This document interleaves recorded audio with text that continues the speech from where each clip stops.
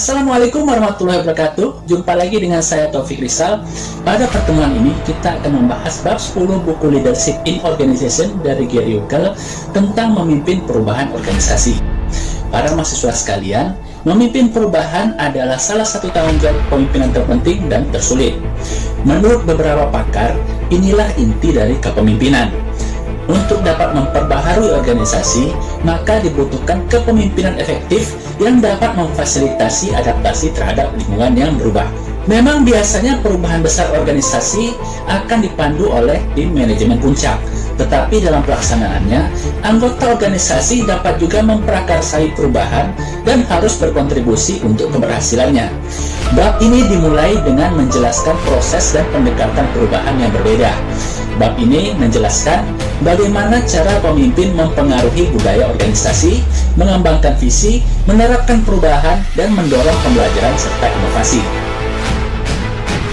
Keberhasilan merancang organisasi akan lebih mudah dicapai jika pemimpin memahami alasan mengapa orang menerima atau menolak perubahan, tahap proses perubahan yang berurutan, jenis perubahan yang berbeda-beda, dan kegunaan dari menggunakan model yang tepat untuk memahami masalah organisasi.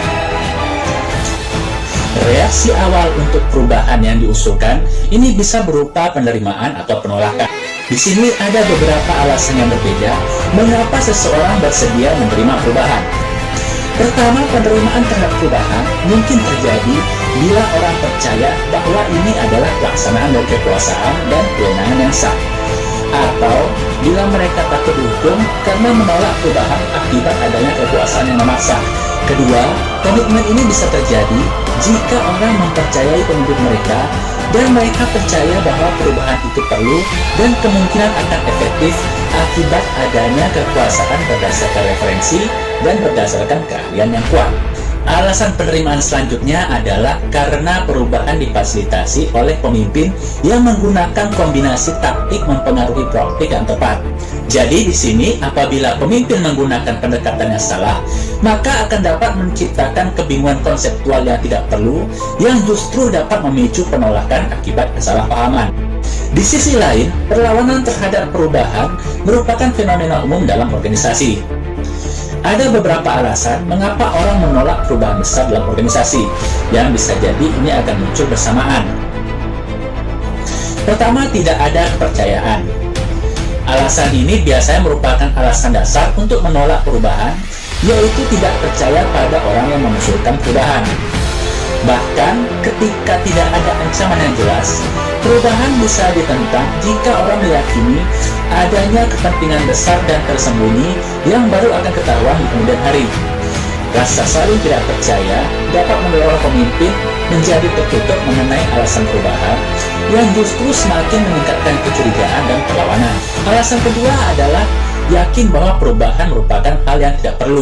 Penolakan lebih dapat terjadi jika cara-cara yang dipraktikkan saat ini merupakan cara yang telah terbukti sukses di masa lalu dan tidak bisa dibuktikan dengan jelas adanya masalah serius yang membutuhkan perubahan besar. Tanda akan perlunya perubahan biasanya memang tidak jelas pada tahapan awal dan orang akan cenderung mengabaikannya. Apalagi jika manajemen puncak telah membesar-besarkan kehebatan kinerja organisasi, maka akan sangat sulit meyakinkan orang akan perlunya untuk berubah. Biasanya respon yang akan terjadi adalah membuat penyesuaian bertahap atas strategi saat ini dan melakukan hal yang sama dengan dosis yang lebih banyak. Ketiga, yakin bahwa perubahan yang diusulkan tidak mungkin dilaksanakan. Meskipun masalah yang ada sudah diakui, perubahan yang diusulkan mungkin tetap ditentang karena merasa tidak mungkin berhasil. Bagi banyak orang, membuat perubahan yang secara radikal berbeda dari yang telah dilakukan sebelumnya akan terlihat sangat sulit, bahkan terlihat seperti mission impossible. Ditambah lagi jika ada kegagalan pada program sebelumnya. Kegagalan sebelumnya ini membuat orang menjadi sinis dan ragu bahwa program berikutnya ini akan lebih baik daripada itu. Keempat adalah ancaman ekonomis. Meskipun perubahan akan menguntungkan organisasi, hal ini akan ditentang oleh orang yang akan mengalami kerugian pendapatan pribadi, tunjangan, atau keamanan pekerjaan bila perubahan dilakukan. Hal terakhir ini khususnya relevan ketika perubahan melibatkan penggantian orang dengan teknologi atau proses yang disempurnakan untuk membuatnya lebih efisien. Perampingan atau pemberhentian yang pernah dilakukan organisasi akan meningkatkan rasa cemas dan perlawanan terhadap usulan baru, apapun ancaman nyatanya. Kelima adalah biaya yang relatif tinggi. Meskipun perubahan memiliki manfaat yang jelas, hal ini selalu membutuhkan biaya. Rutinitas yang telah dikenal harus dirubah, yang menyebabkan ketidaknyamanan dan membutuhkan upaya yang lebih besar. Dibutuhkan sumber daya untuk menerapkan perubahan, dan sumber daya yang diinvestasikan untuk melakukan beberapa hal dengan cara lama, ini biasanya tidak bisa dipakai lagi.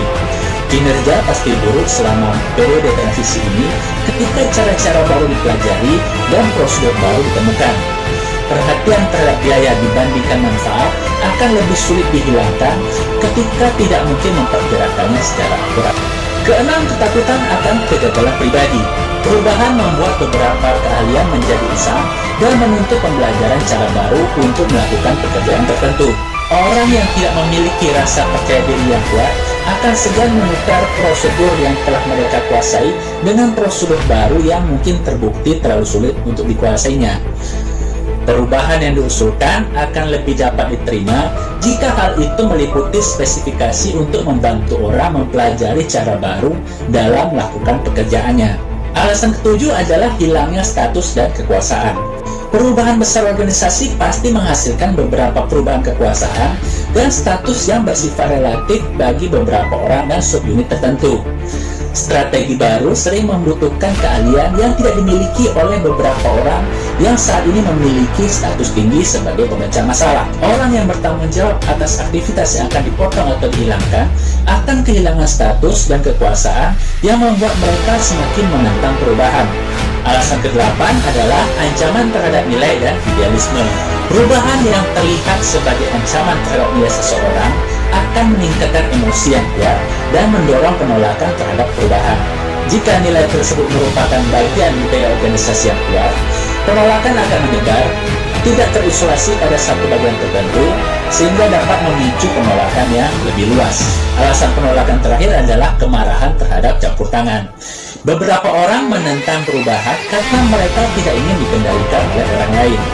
Upaya untuk memanipulasi mereka atau memaksakan perubahan akan mendatangkan kemarahan dan sikap permusuhan. Penolakan baru berakhir ketika orang baru menyadari perlunya perubahan dan merasa mereka memiliki pilihan untuk menentukan bagaimana perubahannya. Penolakan yang dilakukan secara aktif sebenarnya bisa jadi menunjukkan adanya nilai dan emosi yang kuat yang dapat berfungsi sebagai sumber komitmen yang apabila dapat dikelola dengan baik dapat mengubah lawan menjadi pendukung. Teori proses perubahan menjelaskan pola peristiwa khas tertentu yang terjadi dari awal perubahan hingga akhir. Salah satu teori proses perubahan paling awal adalah model medan gaya dari Lewin. Ia mengusulkan bahwa proses perubahan dapat dibagi menjadi 3 tahap: mencairkan, mengubah, dan membekukan kembali. Dalam tahap unfreezing atau mencairkan, orang menyadari bahwa metode lama yang dipakai selama ini tidak lagi memadai. Kesadaran ini bisa terjadi sebagai akibat upaya untuk menggambarkan bahwa ada ancaman atau krisis yang terlihat jelas, atau bisa jadi peluang krisis yang belum terlihat oleh banyak orang dalam organisasi. Dalam tahapan changing atau perubahan, orang mencari cara baru untuk melakukan segala hal dan memilih pendekatan yang menjanjikan.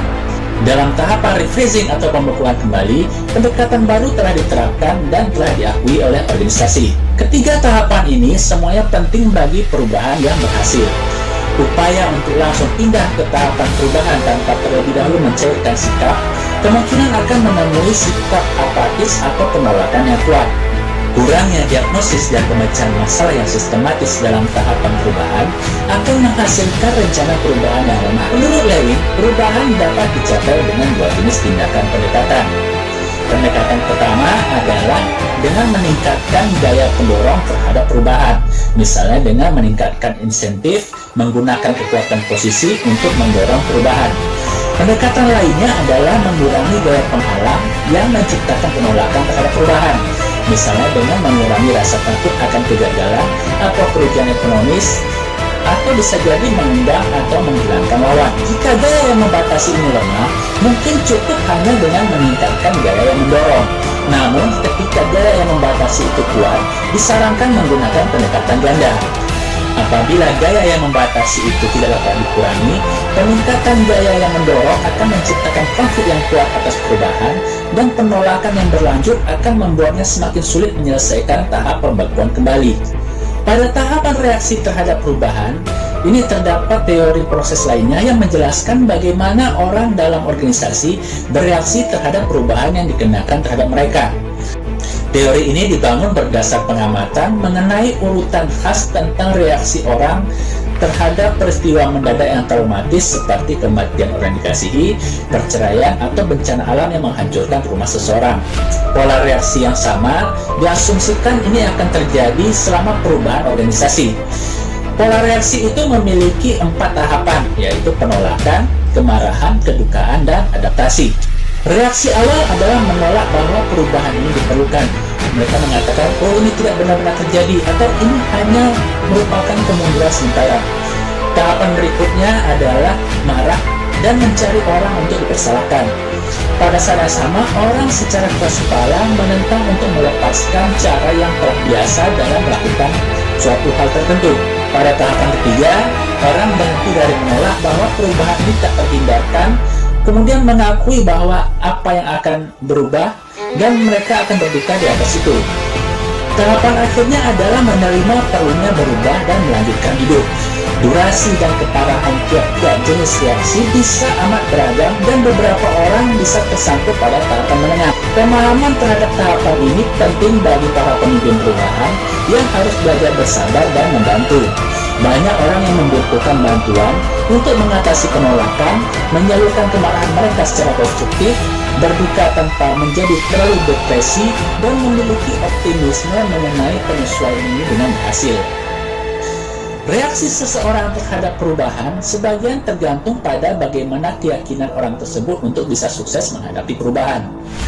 Keyakinan ini dipengaruhi oleh pengalaman sebelumnya dalam menghadapi perubahan, dan juga bagaimana sifat mereka seperti keyakinan dan pengendalian diri mereka. Satu hipotesis mengatakan bahwa mengalami perubahan traumatis akan memberikan vaksin kepada orang dan membuat mereka lebih siap berubah lagi tanpa periode penyesuaian yang lama atau sulit. Hipotesis lawannya adalah perubahan yang berulang membuat orang merasa tidak terlalu kuat dan lebih rentan menghadapi dampak yang tidak menyenangkan dari perubahan selanjutnya. Penelitian ini menyatakan bahwa dampak yang lebih umum adalah meningkatnya stres dan frustasi. Keberhasilan perubahan besar sebagian tergantung dari apa yang telah berubah. Banyak upaya untuk memperkenalkan perubahan dalam organisasi menekankan perubahan sikap atau peran, tetapi tidak keduanya.